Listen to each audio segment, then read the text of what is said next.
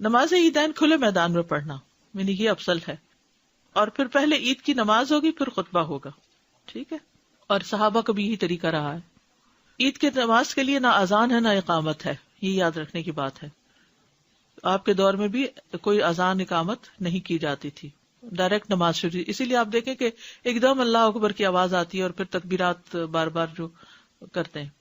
امام کے سترے کا خیال کرنا ضروری ہے، کیونکہ آپ صلی اللہ علیہ وسلم کھلے میدان میں نماز پڑھتے تھے تو سترہ رکھتے تھے۔ اور عید کی نماز جو ہے صرف 2 رکعت ہے، پہلی رکعت میں قرات سے پہلے 7 اور دوسری میں 5 تکبیرات، تکبیرات کے درمیان سکتہ یعنی تھوڑی سی خاموشی، یعنی اللہ اکبر اللہ اکبر اللہ اکبر نہیں کرنا چاہیے، بلکہ اللہ اکبر اللہ اکبر اللہ اکبر رک رک کے پڑھنی چاہیے، اور ان کے درمیان کوئی مخصوص ذکر نہیں ہے۔ تکبیرات کے درمیان اللہ کی حمد و ثنا ہے، ہر 2 تکبیروں کے درمیان اللہ کی حمد و ثنا ہے، مطلب دل میں جیسے سبحان اللہ یا کچھ اس طرح۔ ہر تکبیر کے ساتھ ہاتھ اٹھانا اور باندھنا، یعنی جب اللہ اکبر کہیں گے تو ہاتھ باندھیں گے بھی۔ اچھا، پچھلی دفعہ مجھے کسی نے سوال کیا تھا کہ بعض لوگ جب نماز کے لیے کھڑے ہوتے رفع یدین کے بعد ہاتھ سینے میں باندھتے ہیں اور بعد چھوڑ دیتے ہیں، دونوں طرح ہی جائز ہے۔ جو سینے میں باندھتے ہیں اس میں تحقیق کی ہے میں نے، تو وہ سینے پہ جو باندھتے ہیں اس میں یہ ہے کہ وہ اس بات کو دلیل کے طور پہ لیتے ہیں کہ حتیٰ یعنی ہر عضو اپنی اصل جگہ پر آ جائے، تو نیچے جانے سے پہلے ہاتھ سینے پر تھے تو اٹھ کر بھی اپنی جگہ آ جائے سے مراد وہ کیا لیتے ہیں کہ پھر سینے پر ہی آ جائے، اور بعض اس کو سیدھا ہی چھوڑ دیتے ہیں اور وہ سیدھا رکھ کر اپنی جگہ پر سمجھتے ہیں کہ آ گئی۔ تکبیرات کے ساتھ رفع یدین کرنا ہوگا، اور پھر نماز کی طرح دائیں ہاتھ بائیں ہاتھ کے اوپر سینے پر۔ تکبیرات کی گنتی میں شک ہونے پر کم کو بنیاد بنانا، یعنی بعض کا تو کئی ساری ہوتی ہے نا تو بھول بھی جاتی ہیں، تو امام کو اگر شک ہو 5 پڑھی ہیں کہ 4 پڑھی ہیں تو اس میں 4 کو یقینی بنا کے ایک اور پڑھ لی جائے۔ عید کی نماز میں قرات، نبی صلی اللہ علیہ وسلم سبح اسم ربک الاعلی اور ہل اتاک حدیث الغاشیہ پڑھتے، بعض اوقات عید اور جمعہ اکٹھا ہو جاتا تو بھی اس میں آپ یہی صورتیں پڑھا کرتے تھے۔ اسی طرح 2 اور صورتیں اقتربت الساعہ اور قاف والقرآن المجید بھی ملتی ہے کہ آپ پڑھا کرتے تھے۔ عید سے پہلے اور بعد میں کوئی نماز نہیں، اس دن آپ اشراق اور چاشت وغیرہ نہیں پڑھیں گے، صرف عید کی نماز ہی کافی ہے، عید منائیں۔ نماز کے بعد خطبہ ہوگا،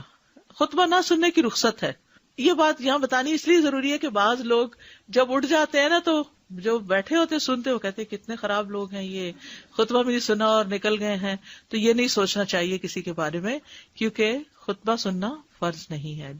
عبداللہ بن صائب رضی اللہ عنہ سے روایت، انہوں نے فرمایا میں رسول اللہ صلی اللہ علیہ وسلم کے ہمراہ نماز عید میں شریک ہوا، آپ نے ہمیں عید کی نماز پڑھائی، پھر فرمایا ہم نے نماز پڑھ لی ہے، اب جو شخص خطبہ سننے کے لیے بیٹھنا چاہے بیٹھ جائے اور جو جانا چاہے وہ چلا جائے، رخصت ہے، سہولت ہے۔ کیونکہ آپ دیکھیے کراؤڈ ہی اتنا زیادہ ہوتا ہے کہ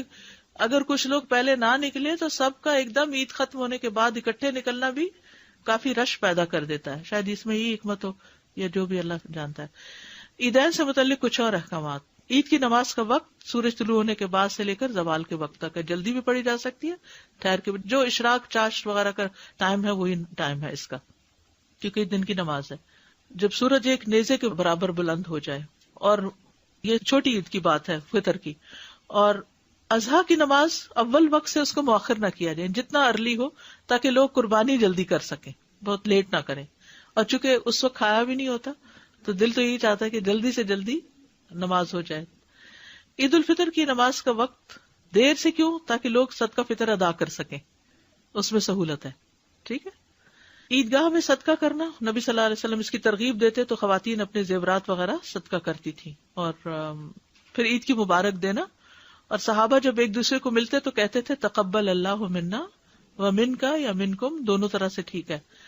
واپسی پر کسی اور راستے سے آنا، یعنی جانا ایک راستے سے، واپس دوسرے راستے پہ آنا۔